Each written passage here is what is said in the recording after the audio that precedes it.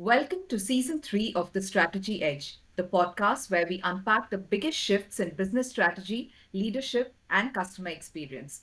I'm Kirtana Venkatesh, your host for this season, where we are diving deep into a crisis that's quietly eroding productivity, profitability, and trust inside organizations across India, Australia, and even globally. That is the Gen Z engagement crisis. Several studies and surveys from across various parts of the world have made bold claims that one in two or one in three Gen Z employees are disengaged at work and will leave within 2 years. But they are not answering how we can stop this. Why are our youngest and most tech savvy and potentially the most innovative employees walking out? And more importantly, what can business leaders do about this? To help us decode this, we have with us Christopher Roberts, brand interventionist and the managing director of Engage Strategy and the author of 10 Reasons Why CX NPS Programs Fail. Welcome, Chris. Thank you, Keithana. So, Chris, you've studied the Gen Z leadership gap across industries and across countries as well. And, it's come out in the Gen Z leadership gap study by Engage Strategy. And I know you've also said this before that this isn't a Gen Z problem, it is definitely a leadership problem. So, let's start right there. Why did you decide to commission this study and what did you uncover about the Gen Z leadership gap? Okay. So fundamentally, there's always talk about the previous generation and the next generation. The older generation criticizes the younger generation blames the older generation. And that's quite normal. That has been happening for decades now. But this particular thing stemmed from a TV program I saw on YouTube, actually, by an Indian TV journalist who basically said that business leaders and studies show that Gen Z are lazy, they're entitled, they are not committed, they are not focused, and so on and so forth.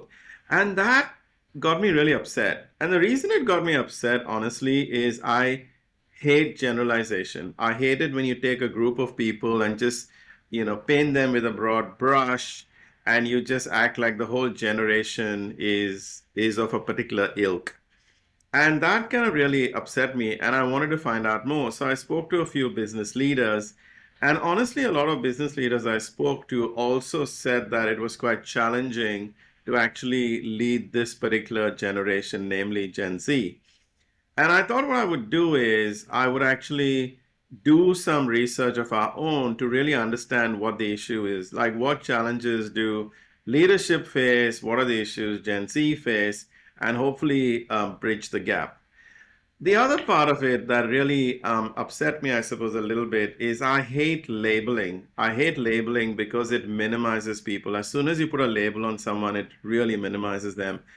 And I hate it when people say, oh, this generation is like entitled, and this generation is lazy, and this generation is that. And like you said before, Keith and I have been saying this for a long time. I don't think it's a generational issue. It's a leadership issue. So to answer the question, why did I commission this study? I think this is a big, huge impact that businesses are going to have. Gen Z is totally disengaged in comparison to every generation before that, the most disengaged. And this is going to affect productivity. It's going to eventually affect profitability, et cetera, which we'll cover in more detail later on. But I want to really understand what the issues are. And more importantly, I wanted to try to come to a landing in terms of a solution and bridge that gap. Great. So, Chris, why is Gen Z disengagement today more urgent than the older generation's disengagement? Because today in our workforce, we have right from the baby boomers to Gen Zs working together in the same organization. So, why do you think this disengagement factor of Gen Z has become so critical today? Yeah, so the first thing is just based on global studies, the disengagement level is much higher than previous generations. They are the most disengaged. Like you said, global studies also suggest that one in two want to leave within 2 years. And anyone who is in a business or specifically in HR would know that the cost of replacing an employee, which includes the whole interview process, the recruitment process, the training process of the new employee, then the replacement costs, et cetera, is quite high, right? And then, more importantly, Gen Z is appears to be problematic for leaders right now. But imagine the next generation, which is coming across very very soon, which is Gen Alpha, and they'll probably be a Gen Z version on kind of steroids. So it's like if we can't effectively manage Gen Z as leaders, then what hope have we got in terms of Gen Alpha? In terms of this particular generation, I think the points of engagement are smaller in nature. I'll explain what I mean. In previous generations, there was respect for authority, a need for safety, career, materialism. So, for example, you would make compromises, I suppose, because of the safety of your career, because you wanted to go up the corporate ladder, because you had a mortgage and all this kind of stuff. The difference with this generation is a link to purpose, making a difference, and growth appear to be much bigger drivers than the old generations. And that means that the leadership style that's required to really engage this group is quite different. That is probably why it is more urgent than ever. Then let's not forget that as a cohort of the population, they're going to be a majority of the workforce. And if a majority of the workforce is disengaged, that's problematic and they keep switching jobs. And that's going to affect business productivity. The fact of the matter is, when you look at employee engagement, it's not a line item in your balance sheet, but the implications are humongous, right? Right. And I'll talk about this in a bit more detail, but that is why, this issue is really urgent. I agree. I completely agree, especially with Gen Alpha coming in the next few years. It's definitely critical. So, Chris, in this entire study, which I understand is very, very comprehensive, very detailed, and most importantly, it comes out with recommendations. So, it's not just about talking about the problem, but it also comes out with solutions to tackle each of the 15 major problems that have been identified. So, what stood out to you the most in this Gen Z leadership gap engage report? Yeah, so there were probably three things that kind of stood out for me. One is that I think leaders are generally good intentioned, and hence there was a gap. So in many instances, leaders were thinking that they were doing a great job across those 15 dimensions, which include a range of things, like empathetic leadership, DEI, constructive feedback, etc., etc. But Gen Z did not always agree. So the gap between these two is probably one of the most interesting part of the reports, to get a sense of leaders think they're doing a great job, but Gen Z is just not buying it. So that was probably one of the big surprises that I saw. The second thing I saw, which was a little bit surprising and alarming, is almost one in two leaders say they don't really know how to inspire and lead Gen Z.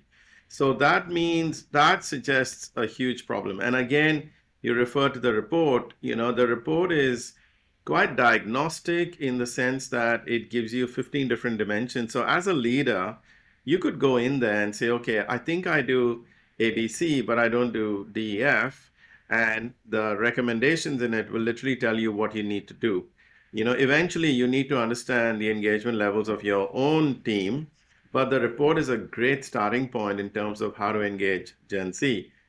The third thing that really surprised me a bit is the strong need from Gen Z for regular constructive feedback. So, as you know, historically, performance reviews are done once every 12 months, and I think that's too much time between drinks. I think people look for feedback all the time. But that appeared to be one of the biggest gaps and also one of the biggest drivers of Gen Z. So that came as a bit of a surprise to me, like, the need for regular constructive feedback. And the sense we got from looking at what respondents were saying is the driver behind wanting this regular constructive feedback is a strong need for growth, personal growth and development. So those were the three things that really stood out for me. I completely agree.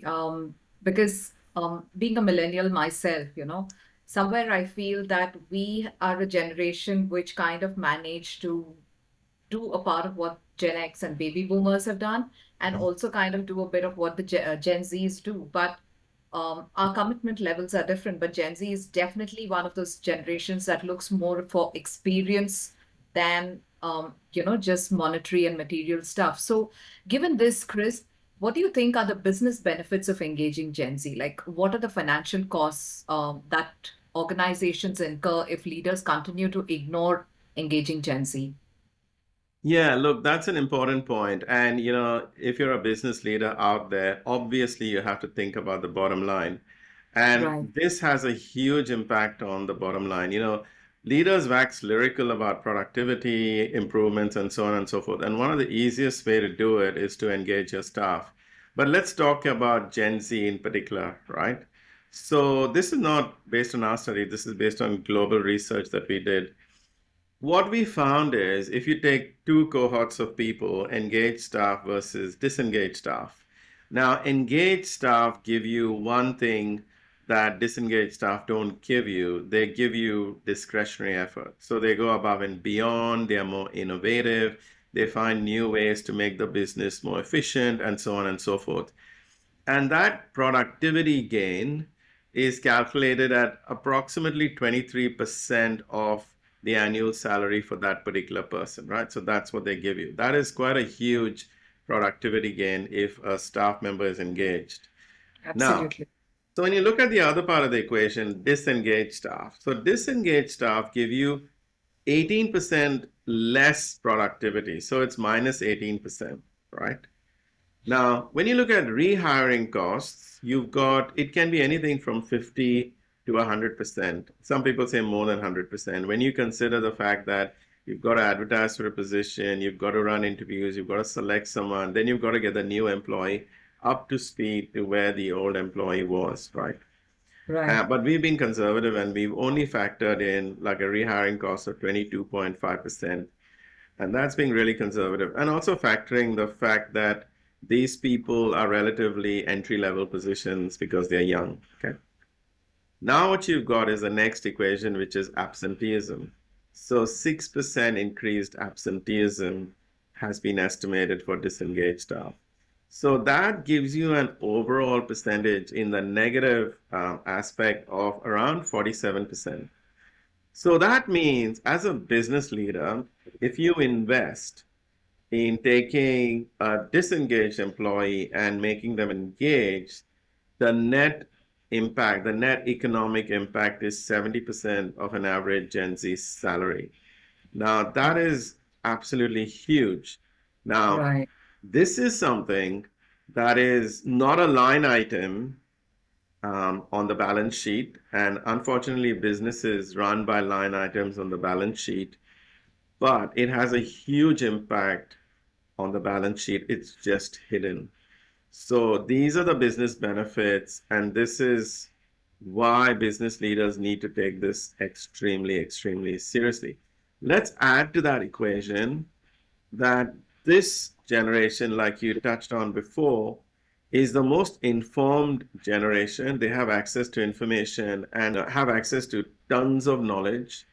And if you can leverage that and get them to be innovative, get them to find new ways to make the business more efficient or reduce costs, and you engage them in that process, the positive business benefits are huge.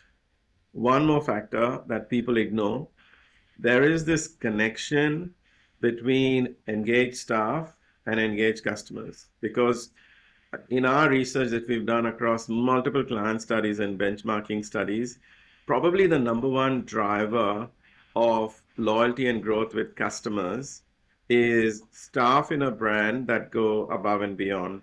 So, as you can imagine, an engaged staff member, if they're on the front line, will go above and beyond. Disengaged employee will go the other way.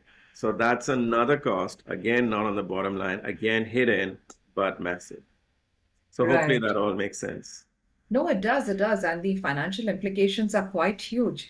So, Chris, this conversation really put things into perspective. And it's quite clear, to begin with, and we are still just in episode 1 of season 3. So, it's quite clear right here that Gen Z is not disengaging because they're difficult, but just because leaders are disconnected. And this is precisely why I think even Tony Chamberlain, who's the chair at Vistage, also said the same thing during your conversation with him when you were discussing the results for, Gen Z disengagement in Australia. So, if today's discussion made you think twice about what disengagement is costing your organization, you need to go deeper. The complete Gen Z leadership gap study, which is called Gen Z Crisis at the Workplace Calls for Urgent Alignment by Engage Strategy, breaks down these financial leaks and leadership gaps in very, very minute detail. So, and here's the best part, you can actually connect with Chris and his team at Engage Strategy for a no obligation conversation to help you interpret the findings for your organization. And this is an opportunity for you to turn insights into immediate action. Trust me, you'll want to do that before disengagement starts costing your organization dearly. So, in the next episode of season 3 of the Strategy Edge podcast, we will be unpacking the leadership Gen Z engagement feedback gap. That is the feedback gap from leadership. And what are the top drivers to engage Gen Z effectively and efficiently today so that you, as leaders, can inspire, engage, and lead this new generation successfully? Until then, keep watching the Strategy Edge podcast and find gems of wisdom with practical insights that can give you a powerful competitive edge in the market. Thank you, Chris.